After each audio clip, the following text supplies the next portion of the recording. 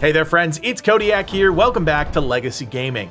Helldivers 2, small little game you might have heard of. Well, recently the team behind the game, Arrowhead Game Studios, dropped the first balance patch which drastically changed the meta and introduced a handful of buffs, nerfs, and fixes.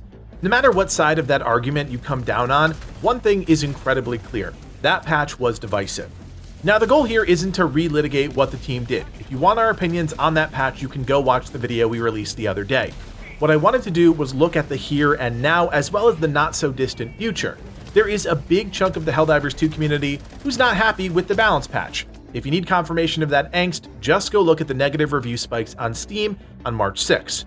Regardless of how you feel about that patch, the truth is the game is now harder, objectively, because a number of key items were nerfed. That is a fact, and I don't think people can dispute that.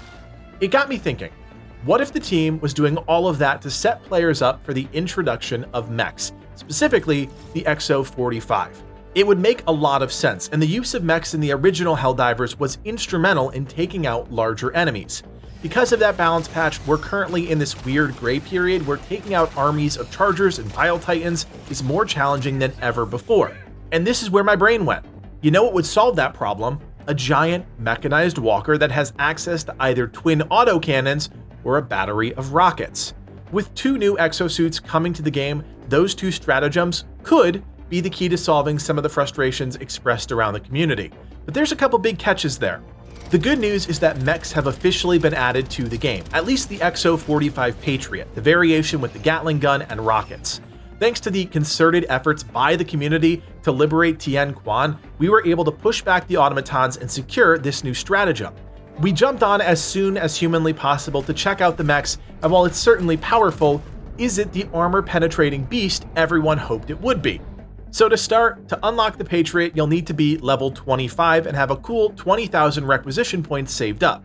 There is a hard limit to how many times you can call the Exo-45 down per mission, but that depends on if it's a global mission-based stratagem or one of the 4 stratagems you choose to drop in with. Currently, there is a global stratagem active, so no matter what level you are, you will have access to the mech suit. With all that in mind, we can now look at the Exo-45 proper and answer the question, does it change the balance of the game, and is it a solution to the problem we've all been hunting for? Yes and no. To start, let's talk about the Patriot's weapons. The machine gun is very good, and with 1,000 rounds at your disposal, it's the perfect way to cut down hordes of bugs and bots alike.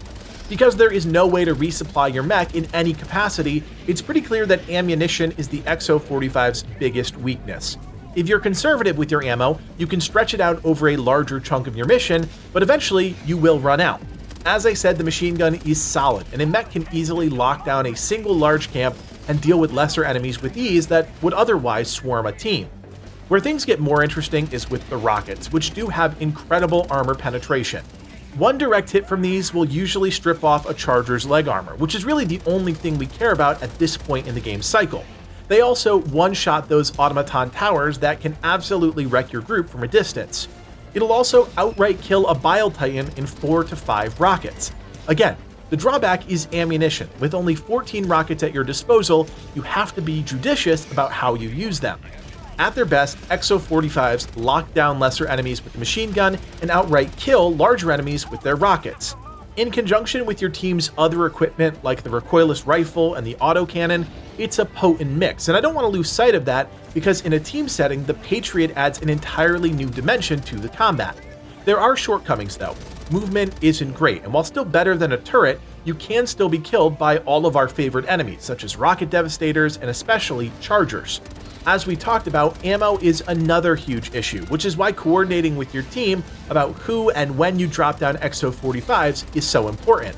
Finally, there's some limitations in terms of other capabilities while in the mech. While active, you can't call down additional stratagems, and other stratagems like the guard dog rover simply won't work while you're in a mech, which means your other tools in your toolkit are really only accessible when you hop out of the suit, exposing you and it for a short period of time. That last point is honestly negligible, but it is still a factor. So to answer the original question, is the Exo-45 a solution to the current challenges players are facing? Absolutely. Kinda. Don't forget there's another mech coming, the dual autocannon variant of the Exo-45, so that could change things even more. I'm hoping the autocannon mech performs more like the autocannon sentry, which would make the charger issue a lot more bearable. Just the ability to engage them from a distance and be a little more mobile to avoid a charge or two would be far better than the current situation where a charger can quickly take out a sentry. Bottom line, mechs are here, and they definitely are a step towards giving players more ways to deal with the challenges we currently face. Do I think they address the underlying issue with weapon nerfs and spawn changes?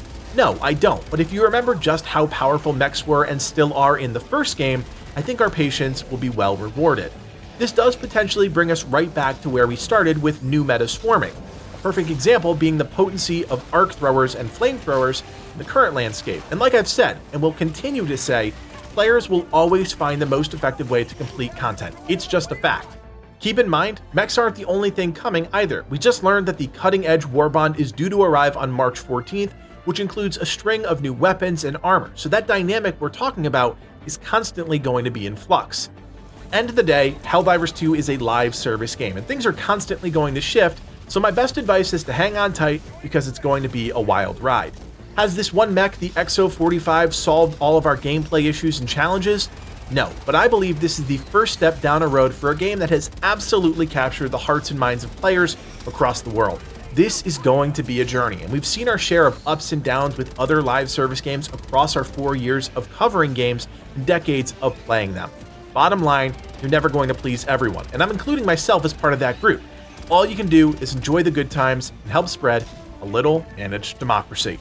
Anyways, friends, I hope you are excited about mechs coming to Helldivers 2. Let us know your thoughts in the comment section below, and of course, hit that thumbs up and consider subscribing so you never miss a new video. My name is Kodiak, and from everyone here at Legacy Gaming, thanks for watching, and play on.